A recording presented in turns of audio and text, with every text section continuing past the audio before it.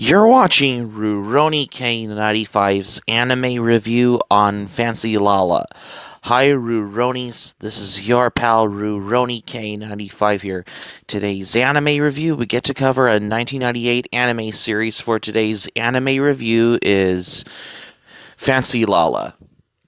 Fancy Lala is known in Japan as Fancy Lala The Magic Stage, is a magical girl anime series produced by Studio Pierrot, known for their work on Yurusei Fushigi Yugi, The Mysterious Play, Yu Yu Hakusho, Ki the Metal Idol, and many other animes that Studio Pierrot has known for their works as well. Following an OVA released in 1988, a two-volume manga adaptation by Rurika Kasuga ran in Ribbon. The original designs were created by Akemi Takada, who worked on many of the 80s Studio Pierrot series, including Kumagure Orange Road and Yurusei Yatsura included, as well as Magical Angel Creamy Mommy as well. The anime series has been licensed for English release by Bandai Entertainment, and it is produced in Vancouver, BC, Canada by Ocean Productions, which is probably they're known for their work on the English dub for the Ranma Half series as well as Mobile Suit Gundam Wing as well. Despite how this anime series is directed by Takahiro Omori, which this anime series, to explain what it is about Fancy Lala as well, because this series only lasted 26 episodes from April 5th, 1998 until September 27, 1998, probably around the same time as Outlaw Star, Trigun, and Cowboy Bebop as well. Same with the Berserk series from the 90s as well. So for the plot summary about Fancy Lala, however, one day a 9-year-old elementary schoolgirl named Miho Shinohara is given two stuffed dinosaurs by an unnamed stranger. The stuffed dinosaurs come to life and they present her with a magic sketchbook and a pen. Within limits and subject to various degrees of control, she can draw on a sketchbook and bring the drawings to life. Miho can also transform into a teenage girl whom she names Fancy Lala as well. One day, Fancy Lala is scouted by Yumi Haneshi, the president of the talent agency Lyrical Productions, and begins the long roads to stardom. Fancy Lala is a complete remake of an earlier Studio Pierrot OVA titled Harbor Light Story Fashion Lala Yori, which is influenced by Creamy Mommy, which is the story of the 10-year-old Japanese girl granted the power to transform, who also became an idol as well. Yeah. So this is particularly how it's more different than the OVA that was released back in 1988, but I have to discuss more different about the series this time. I would have made it clear that I would have it probably rated the series as the same ranking as Creamy Mommy as well. Of course, the difference is basically in Creamy Mommy, she has like those two talking magical cats as well. Of course, in Fancy Lala are basically two stuffed talking dinosaur toys on that one, as you see if you ever saw the anime Fancy Lala as well. Because this anime particularly has to extend to other anime like Cardcaptor Sakura or Fushigi Yugi. If there wasn't any sudden cruel or a scratcher of an ending, the undertone of Fancy Lala had always been a little bit more mature than fun. 80s reference-filled romp in Creamy Mommy, the series explores themes of children from a suffering marriage, negative press and rumors, and other coming-of-age pains, and all of this, of course, interspersed with filler episodes, especially with the transformation shenanigans and often spooky ghost stories, particularly because despite how it's given in the title, particularly, if ever to explain particularly about what Fancy Lala is, if you ever see this anime, to see what is going on as well. I mean, the story starts out with an almost too idyllic for the presence of a downer ending. A girl transforms into a teenager because of a couple of adorable dinosaur mascots with magical powers. She admittedly gets scouted by a talent agency because of her good looks and gets to be closer to her male idol crush despite that Fancy Lala constantly being late or having to attend elementary school. The firm works around her schedule. The whole script plays out like what a third grader would imagine a talent agency to function like, and what, despite having zero vocal training after one season. But that is the question. They say that she's gifted enough to start performing at concert venues. What an insane progression. Almost kind of like a late 90s Creamy Mommy in the process as well. I guess it's probably in the same way how Regina King was known for the Boondocks. But, anyways, so to then the end of the series by having all of her powers suddenly taken away from her, which forever seemed very cruel, dramatic power ever called on, especially when everyone at the agency now thinks that she was murdered or something because she is a missing person.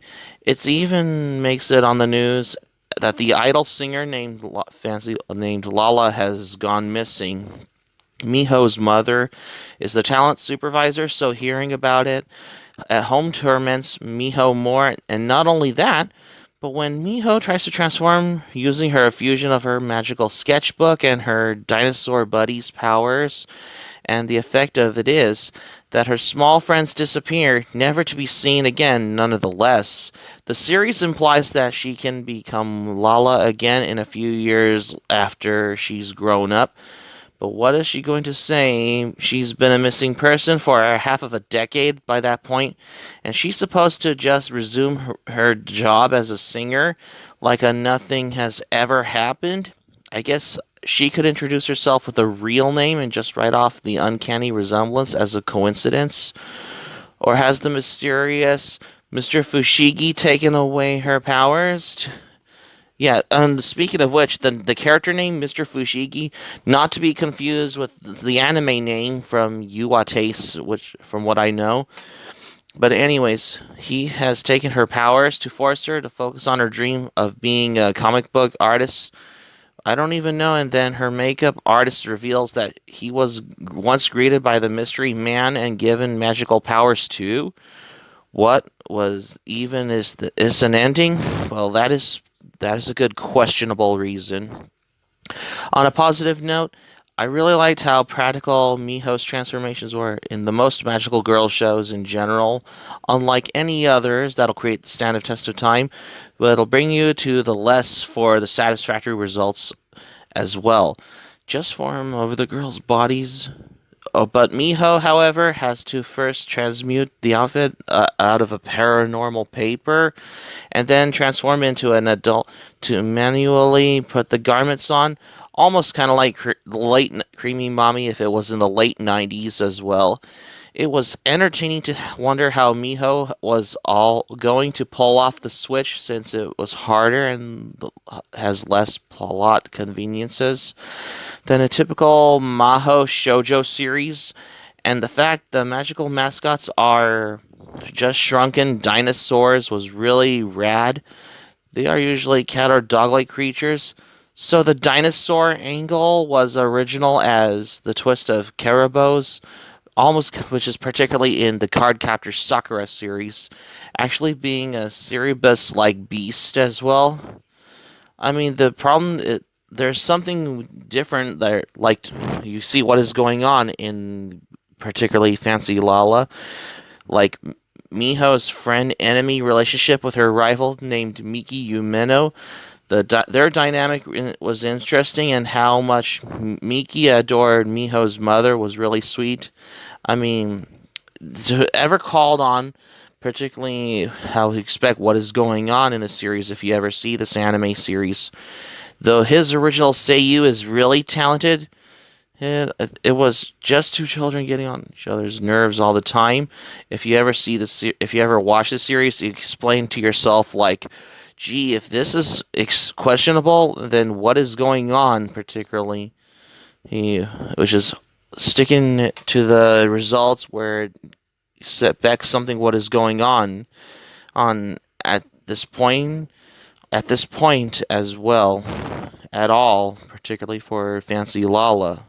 With Miho being the more diligent and responsible half, and Taro being lazy and kind of stupid by comparison, since I already made a juxtaposition with Cardcaptor Sakura, I will with the romance too. Sayaran and Sakura are both portrayed as a competent, fast-witted magic users, so that couple was much easier to root for, whereas Mio and Taro seem like they're the complete opposite ends of the spectrum, particularly.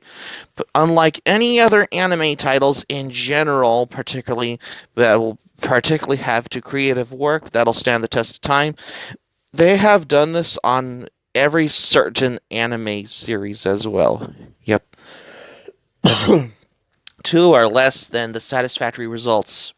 And yet, because, I mean, the animation style that I know in Fancy Lala, however, this reminds me of a certain animation style from Fushigi Yugi, if Yuwa Taste was involved in the collaboration as well, especially for this anime series like that. I mean, from what I have learned over the fact, and yet, particularly, this anime series, I could basically know about this. That I knew it was directed by Takahiro Omori, who worked on anime such as Koei Kaze, Gaku and Alice, Hellgirl, Natsumi's Book of Friends, Durara, Samurai Flamenco. Oh, he also worked on Hyper Police, and he also worked on many animes like Pet. Oh, he also worked on Bakano. I didn't know that. I like to learn over the fact that this anime series, Fancy Lala, was directed by the director who worked on Bakano, Takahiro Omori. Even though I have looked back on my previous anime review on Bakano, this has got to me in the brain for. Mind you, that this anime series, Fancy Lala, was directed by Takahiro Omori, who worked on Bakano in this one, which is probably in the same way Regina King was known for the Boondocks. But anyways, for Fancy Lala, however, this was originally released on DVD, which is for overall, I find the series interesting.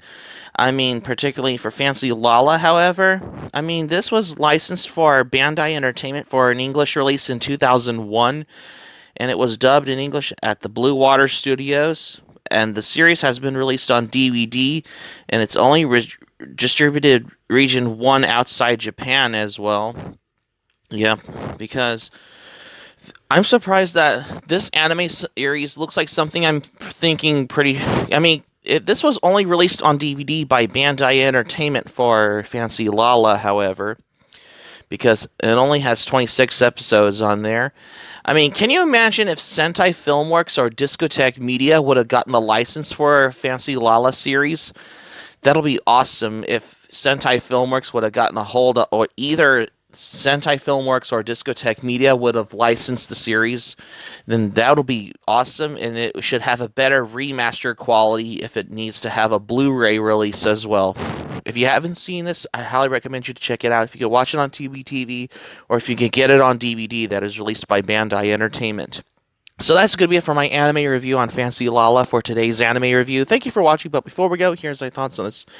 When I first watched this was part of my recommendations to Studio Pierrot anime, even though I look back at my anime review on Creamy Mommy, which it all has got to me, because this was made by the same company that worked on the Urusei Yatsura series, as well as Yu Yu Hakusho, Fushigi Yugi, and many anime works that Studio Pierrot is known for. If you haven't seen it, check it out. Hope to subscribe for content. My anime plan link in the description down below. You can share this video on your Twitter, Facebook. If you have Twitter and Facebook account and all social media, be sure to give this video a thumbs up by clicking on the like button on this video. Feel free to leave in the comments in the comment section below. Be sure to subscribe to my channel, RuRoninK95. Feel free to join my channel, especially new my channel. Hit the notifications bell button. Keep it otaku for this anime review. Got another anime review coming up next year. Stay tuned for my next anime review. I got another anime movie from Mamoru Hosoda for tomorrow's anime review on The Boy and the Beast. Stay tuned for my next anime review on The Boy and the Beast, because you won't want to miss another anime review.